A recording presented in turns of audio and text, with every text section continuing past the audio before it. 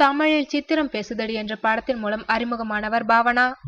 அதனைத் தொடர்ந்து வெயில், கிழக்கு கடற்கரை சாலை, தீபாவளி, ஜெயம் கொண்டான் மற்றும் அசல் ஆகிய படங்களில் நடித்து தமிழ் சினிமா ரசிகர்களை கவர்ந்தார்.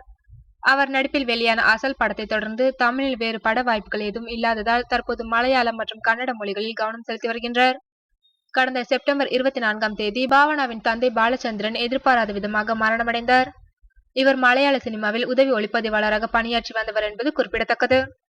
இது குறித்து பாவனா சமீபத்தில் அளித்த பேட்டி ஒன்றில், எனது தந்தையின் மறைவு என்னை மிகவும் பாதித்துவிட்டது. இன்னும் வீட்டில் எனது தந்தை எனக்காக காத்திருப்பது போல உணர்கின்றேன். என்னால் எனது தந்தையின் நினைவுகளை மறக்க முடியவில்லை.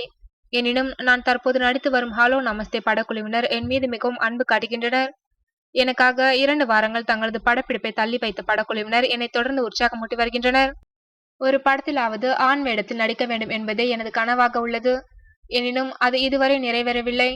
சிறிய வயதில் நான் நடிகையாக வேண்டும் என்று ஆசைப்பட்டேன். கடவுள் அருளால் அது நடந்துவிட்டது. எனது திருமணத்தை அடுத்த ஆண்டு நடத்த எனது குடும்பத்தினர் திட்டமிட்டிருந்தனர். ஆனால் எதிர்பாராமல் எனது தந்தை இறந்து போனதால் எனது திருமணம் குறித்து நான் சிந்திக்கவில்லை.